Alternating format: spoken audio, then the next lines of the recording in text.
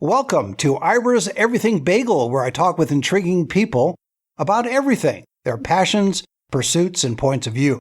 My guest is passionate about Hollywood, or more specifically, one of Hollywood's most successful writers of all time. Vanity Fair called him perhaps the greatest screenwriter in history. But not a lot was known about the man behind the typewriter for many films such as North by Northwest, The King and I, Sabrina, Westside Story, and The Sound of Music. My guest today, Jon Krampner, brings this prolific writer front and center in his new book, Ernest Lehman, The Sweet Smell of Success, published by the University Press of Kentucky and available on Amazon and all the usual places. For more on Jon and his books, go to ErnestLehmanBio.com, and you can follow him on Twitter at PBJ06. Jon, welcome to the show. Thank you very much, Ira. It's good to be here. What drove your decision to write about Ernest Lehman? Well, this is my fourth book, and I wanted to do a literary biography. Living one zip code away from Hollywood, I decided that meant a screenwriter, and that's what kind of led me to him. Was it a lot of work to find material on him? He was an elusive type, wasn't he? Yeah, it was. There's a lot of material available about his films, but really not so much about him. And he really, that was by design. He wasn't comfortable being in the public eye at all. And also in the various records that he left, the interviews he did, he was always steering the attention back to the films and off of him. So I really did everything I could to track down his colleagues, his friends, and his family to be able to convey the world a sense of what he was like as a person. Did you find them cooperative, or were some resistant or also evasive or elusive? Well, it really ran the gamut on this one. The main problem, actually, it was really hard to find people. There were some like his Honduran cleaning lady, who was a terrific source, by the way. It took me a year to find her, you know. His younger adult son, Alan, was very helpful. But like his father, he was kind of reticent and wary. And so there was a certain amount of effort into just, getting him to feel comfortable with me. Then there were things like, Lehman, of course, was a very successful screenwriter, but his one bomb, Portnoy's Complaint, I tried to talk with Richard Benjamin. And as I say in the book, Benjamin was polite in turning me down. I really got the. I got the feeling that he would rather undergo a root canal without anesthesia than to talk to me. So it really varied on a case-by-case basis. Your book, a lot of the things it talks about, I was aware of some things about Ernest Lehman and also about Burt Lancaster, but I didn't realize that connection between him and Burt Lancaster's production company and how he was tormented during those years.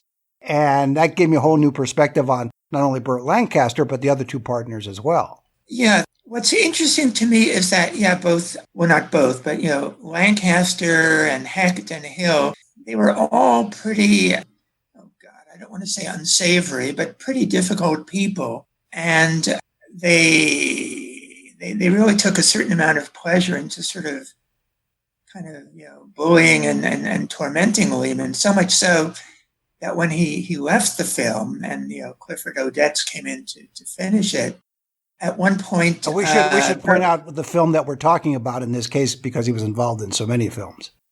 Sweet Smell of Success. Sweet Smell of Success, of course. I'm sorry. That's all right. And so when he left Sweet Smell of Success, no thee, by the way, one day... Burt Lancaster put his arm around him, walked him to the door, and said, "Gee, Ernie, we're not the cause of your trouble, are we?"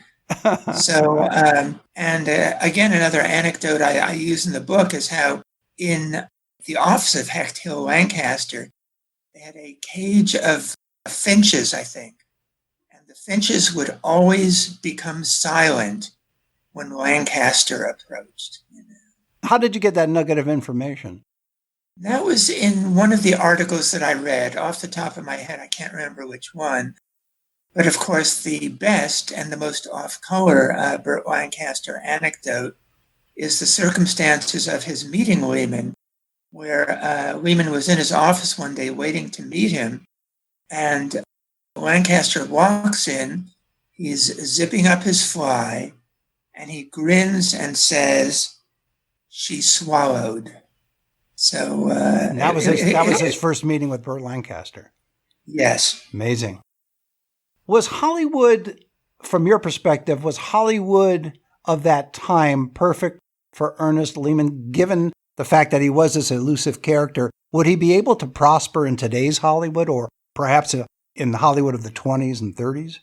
That's an interesting question because, of course, certainly the Hollywood of today, I think he would have a harder time in, because there was a certain amount of understanding that you could sort of hide behind the wall of the publicity people. Whereas now there are all these websites just devoted to getting every last scrap of information about you out in the public. So I think that the Hollywood of today would have been a much harder road to hoe for Lehman. Do you attribute his elusiveness to his family background and upbringing?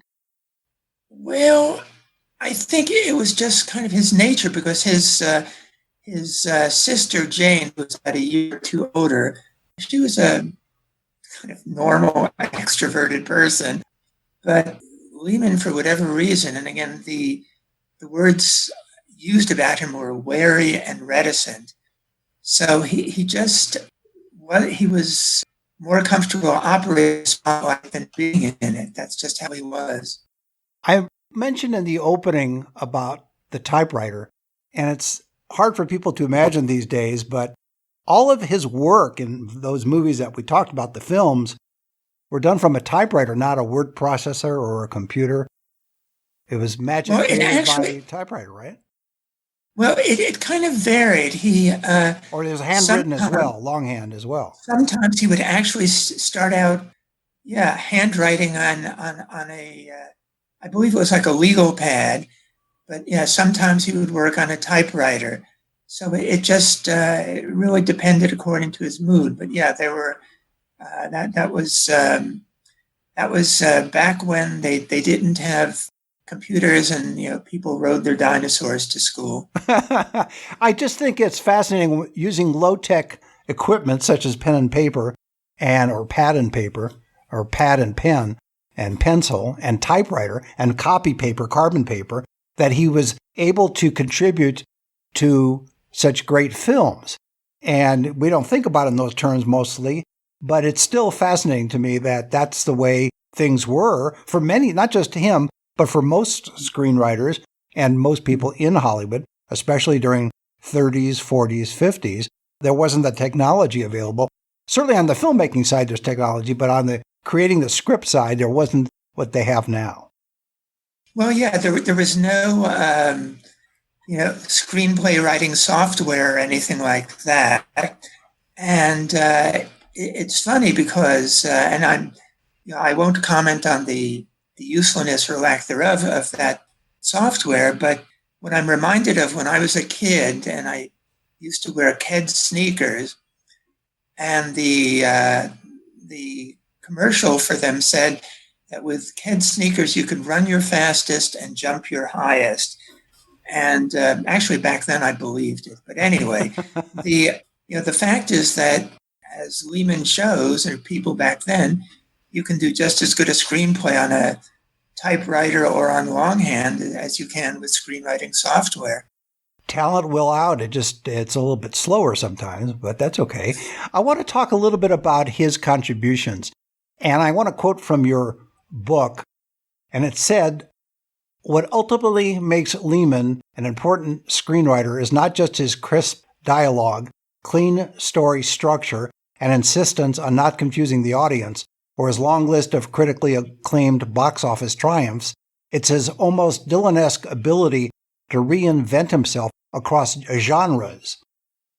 That's a great description of his ability, and you cover it obviously in your book, again called Ernest Lehman, The Sweet Smell of Success, even though the movie doesn't have a "the" in front of it, to make the point. Yeah. So could you give us a little bit more detail about his ability to reinvent himself, and how was he able to do it based on your research and your interviews?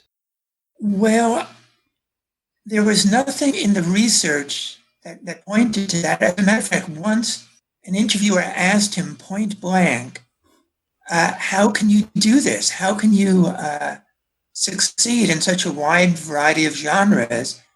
And Lehman was tongue-tied. He couldn't answer. And so what I just have to infer is just he was a natural. He wasn't the sort of person who would just work one part of the waterfront or one genre over and over again. But he was just a very fertile and talented person who could do that. But the how of it is not available to me. And on a conscious level, it wasn't even available to him. Do you think he was wise in a way of not trying to explore the reason?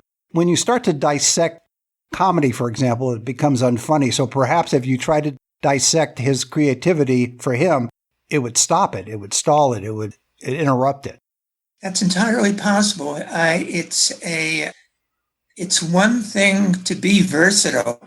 It's another thing to be able to do a dissertation on versatility. You're right.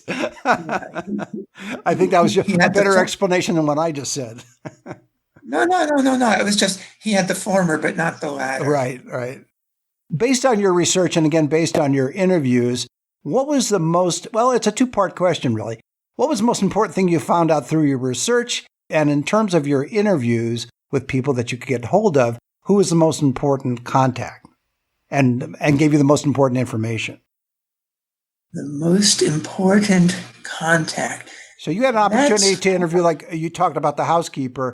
It may have been her, it may have been somebody else, but who was, for purposes of your book, who was the most important person that you were able to get hold of and as a result get information that really made a difference in the book?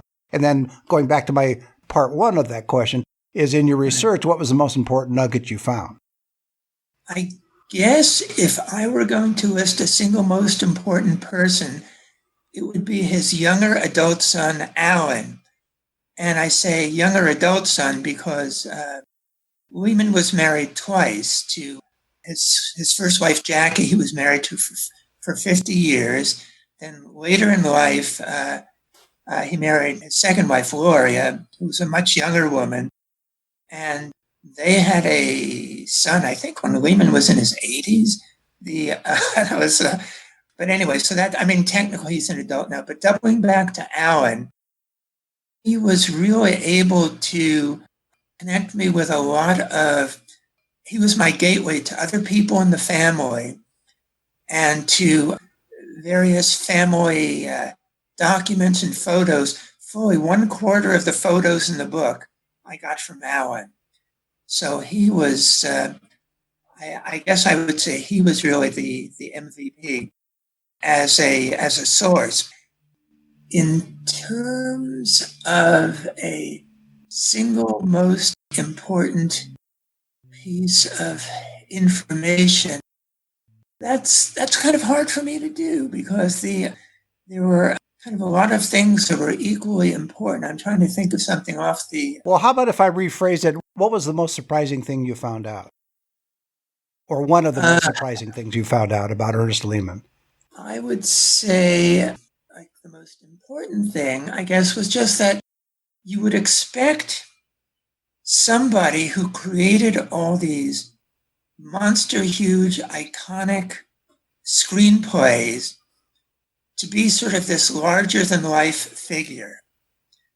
And as I say in the preface, he was a slightly smaller than life figure.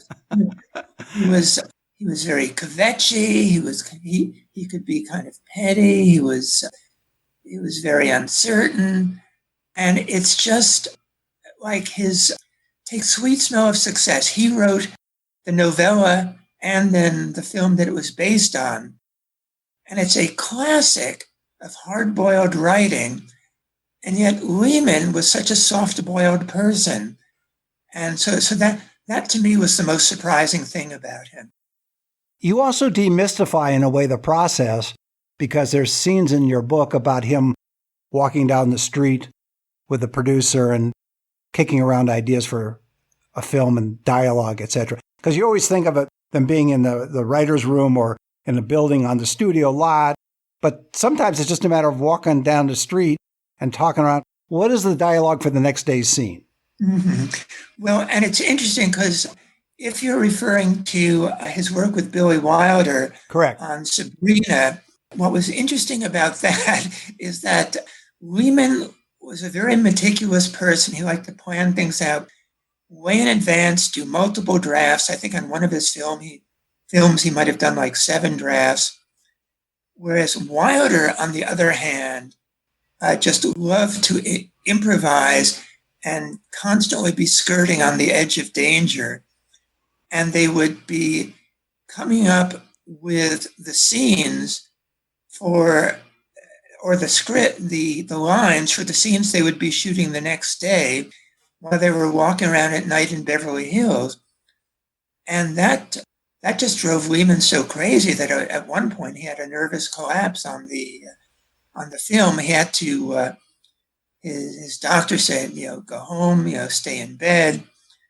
But Wilder, being Wilder, said, bed rest or no bed rest, I have a movie to get out. So he snuck into Lehman's house and was working with him. And then one day while Wilder was there, Lehman's doctor shows up. So Wilder hides in the closet, but somehow the doctor was hip to him. And as the doctor finished up with Lehman and he was leaving, he called out in the stage voice, "You can come out now, Mr. Wilder." Did Lehman have a sense of humor about himself or others based on your research? Yes, he did. He was very self-deprecating. He did have a good self-deprecating sense of humor, but it functioned intermittently and not all the time. That's very perceptive of you, considering the fact you mentioned earlier he liked to kvetch. So I could see both of them going on, but not at the same time on a continuous basis. So yes, that makes sense. You mentioned he was married twice. The first time a long time, to Jackie. Was he the marrying type? Was he the marrying kind of guy? In other words, he had such a long marriage with Jackie. Yeah. Did it suit him to be married, or he didn't get into the Hollywood stream of partying and starlets and all that kind of stuff? It very much suited him to be married. I would amend that by saying I think he really needed to be married because he needed someone to take care of him. Lehman married when he was, for the first time to Jackie, when he was 27. He was living at home until he got married. He was living at home until age 27. Then he got married to Jackie. They were married for 50 years. Then he had an affair with one of his secretaries that he's aware of. I'm not sure how long it lasted. I don't know if there were others. There were rumors that he had an affair with Karen Black, but I pretty well established that that's not the case. But when Jackie died, he kind of played the field for 2 years, and then he married his second wife, Lori, and it was kind of a Hollywood record at the time. She was 51 years younger than he was. As an acquaintance of hers hastened to point out, though, she was not a gold digger. She came from money herself. She just happened to be the world's biggest fan of The Sound of Music.